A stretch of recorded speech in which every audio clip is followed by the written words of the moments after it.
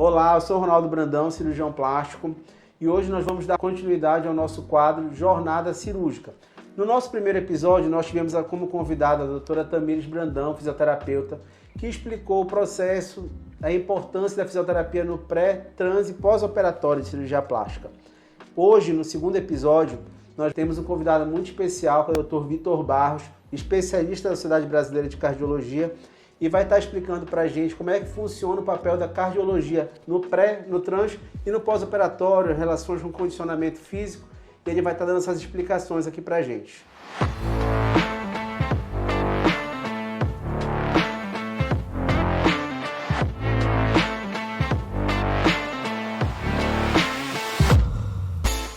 Olá, Vitor, seja muito bem-vindo ao nosso quadro Jornada Cirúrgica. Queria que você se apresentasse um pouquinho para a gente e já falasse alguma coisa para a gente, como é que funciona o papel da cardiologia no pré-operatório de cirurgia plástica.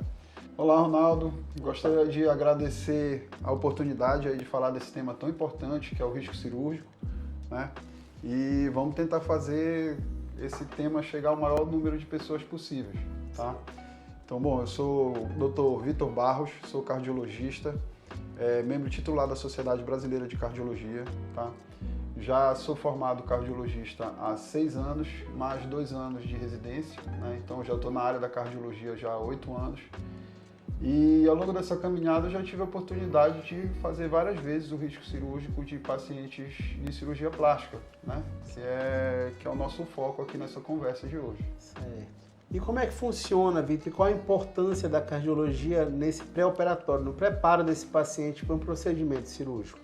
Perfeito, excelente pergunta. O papel do cardiologista nesse processo é indicar um grau de risco para o paciente, tá? Baseado em scores de risco validados internacionalmente, tá? E também levando em consideração que a principal causa de morte nesse período perioperatório são eventos cardiovasculares, a gente foca em dar sugestões de como reduzir o risco de morte, o risco de novos infartos e principalmente o risco de arritmias malignas durante a cirurgia. Na verdade, antes, durante e após a cirurgia. Certo. E assim, para a gente fazer essa avaliação pré-operatória com vocês da cardiologia, o que é indicado? O que a gente precisa solicitar para esses pacientes em relação a exames laboratoriais, exames de imagem? O que é importante que o paciente já chegue até você, já tendo em si mãos para você complementar com os exames da cardiologia? O que seria o básico ali, o importante que o cirurgião plástico já solicite para o paciente? Perfeito. É bom a gente deixar claro que uma etapa importante dessa avaliação é fazer uma boa anamnese e um bom exame físico, tá? Não, a gente não vai se preocupar apenas com exames. Perfeito. A conversa para colher uma história sobre comorbidades, sobre medicações que o paciente faz uso, sobre histórico de cirurgias anteriores, sobre o histórico familiar do paciente também, se já tem algum familiar próximo que já teve morte súbita, se tem algum familiar diabético, hipertenso, tudo isso é importante, tá?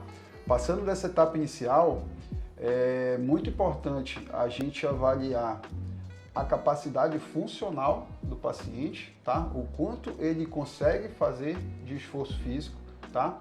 E também é importante a avaliação estrutural do coração, tá?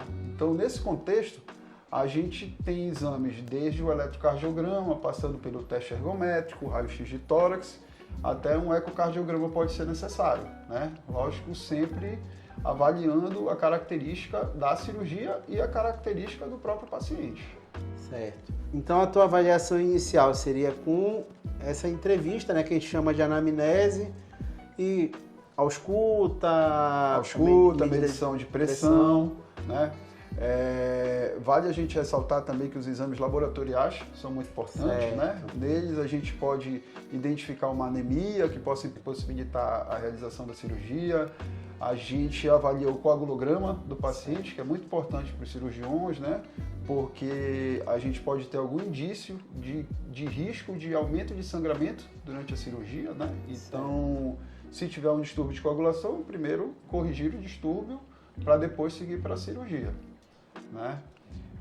Função renal é importante para saber se o rim está filtrando sangue direitinho.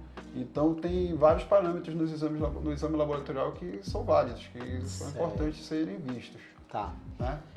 E para os pacientes, assim, tipo, claro que dentro da anamnese você vai estar perguntando de medicações, né? Hoje as pessoas têm cada vez mais utilizado remédios, até sem prescrição médica, sem orientação. Uhum. Tem algumas medicações que têm que ser interrompidas, tem algumas medicações que você orienta a interromper ou não antes da cirurgia, algumas que podem prejudicar? Sim, perfeito. Tem sim. Aí nesse contexto se destacam principalmente medicações anticoagulantes, né, que aumentam o tempo de sangramento. Certo. Então isso é importante, como o AS, que é amplamente usado aí pela população. Certo. Então o AS tem que ser avaliado, o clopidogrel, que é medicação usada em pós-infarto, pacientes que já colocaram stent, né? Os anticoagulantes em pacientes com arritmia também é importante ser avaliado. Recentemente tem o Ozempic, né? Uma medicação muito utilizada e que reduz o esvaziamento gástrico do paciente, né? Então a utilização do Ozempic ela implicaria na necessidade de um jejum mais prolongado antes da cirurgia pela diminuição do esvaziamento gástrico. Uma né? possibilidade maior de refluxo, de broncoaspiração. De refluxo, né? E broncoaspiração. Eu vi uma diretriz até agora, acho que da Sociedade Americana, recomendando 3 semanas de interrupção, mas em São Paulo a recomendação, acho que do Sírio-Libanês e do Einstein, ficou em 2 semanas de interrupção antes da cirurgia do Ozempic. É uma medicação que está todo mundo agora utilizando. Muito usado e principalmente pacientes preocupados com a estética, que é o foco da cirurgia plástica. Exatamente. Né? Então exatamente. Isso é muito importante a gente atentar para fazer recomendações de suspensão ou medicações que podem continuar sendo utilizadas, né? Um outro fator que a gente age bastante é na hora de recomendar no pós-operatório, se o paciente precisa se recuperar num ambiente de unidade de terapia intensiva ou se pode ser numa enfermaria. Então isso também é bastante importante. Tá. Vitor, como é que funciona aqui no teu atendimento? Você trabalha e faz muitos riscos cirúrgicos de muitos cirurgiões, de muitos colegas cirurgiões aqui de Belém. Como é que a gente faz? Como é que é a tua rotina? Então você recebe o paciente, faz essa anamnese, faz o exame físico, histórico familiar. E os exames, você realiza aqui mesmo? Como é que funciona? Sim, aqui a gente faz o atendimento, primeiramente o paciente chega na clínica, né, ele é atendido pela recepção. Antes de entrar no consultório, ele já realiza um eletrocardiograma, né, e já entra no consultório para falar comigo já com o eletrocardiograma e eu só faço laudar o exame, tá? Depois de todas as etapas aí de conversa com o paciente, conhecer melhor o paciente, aí a gente parte para os exames mais específicos, os exames cardiológicos mais específicos. Então, aqui na clínica, a gente tem a possibilidade de fazer, já junto com a consulta, fazer o teste ergométrico, fazer o ecocardiograma, já fazer uma avaliação completa do paciente. Então, o paciente que chega com os exames de sangue, ele já tem a possibilidade de uma consulta só resolver todo o problema, já faz toda a consulta, os exames, já sai com laudo, já liberado ou não para cirurgia, né? Liberado para cirurgia ou com a recomendação de aguardar um pouquinho, mas vai ser liberado. No futuro seria liberado também. Perfeito. Então, o paciente com os exames de sangue chegando aqui já consegue resolver todo o problema e já sai para passar com o anestesista e depois seguir para a cirurgia. Perfeito. Para a gente finalizar, Vitor, é interessante tu falaste do teste ergométrico e o teste ele ele funciona como se fosse um eletro de esforço, né? O paciente na esteira. Então ele acaba servindo um pouquinho para medir o condicionamento físico do paciente, né? Capacidade funcional, né? Capacidade funcional. Isso. No retorno do paciente nesse pós-operatório, quando é que a gente pode ter uma reabilitação, tipo uma cirurgia maior, por exemplo, uma lipoaspiração, uma plástica de abdômen, que tem algum grau de perda sanguínea e, de algum modo, isso vai afetar a capacidade física de retorno. A gente consegue estimar alguma coisa com a capacidade física pré-operatória desse retorno, se for uma cirurgia dentro do nível de sangramento normal, em 30 dias, 45 dias, a gente tem uma reabilitação já para estar liberando esses pacientes para voltar para retorno à atividade física? De certa forma, sim. Né? As cirurgias plásticas, elas são cirurgias geralmente superficiais, né? Elas não adentram cavidade, não é uma cirurgia abdominal, uma cirurgia torácica, né? Então, a repercussão para o coração, ela é limitada, né? Apesar de haver uma grande perda de fluidos, diminuir a quantidade de volemia do paciente, né? A própria recuperação da cirurgia plástica no pós-operatório, o paciente fica limitado, não pode se movimentar muito. Esse período de recuperação físico, se o paciente estiver se hidratando direitinho, estiver seguindo todas as recomendações por parte da fisioterapia, por parte do cirurgião plástico, depois que ele estiver recuperado ali por volta de 30 dias, já pode com segurança voltar a fazer sua atividade física. Perfeito. Dá para voltar sim. Tem mais um assunto que eu esqueci que eu queria falar contigo, que é bem interessante, que a gente recebe pacientes de idade às vezes um pouco mais avançada, né? Às vezes para fazer cirurgias não corporais, mas para fazer cirurgias de face. E alguns desses pacientes já têm algumas comorbidades, né? Alguns já têm hipertensão, alguns já têm diabetes. Essas doenças, assim, elas são de algum modo impeditivas ou a gente pode operar mesmo assim esses pacientes? Na verdade, existem poucas situações que realmente são impeditivas para uma cirurgia, tá? A função do cardiologista é estimar o risco e tentar contornar aquele risco com algumas medidas, né? Então, a função do cardiologista não é contraindicar uma cirurgia, tá? Isso é muito importante. Então, situações que a gente vai contraindicar uma cirurgia seria em alguma cardiopatia descompensada, né? Por exemplo, um paciente infartado. Esse paciente não vai operar, tem que tratar um infarto, né?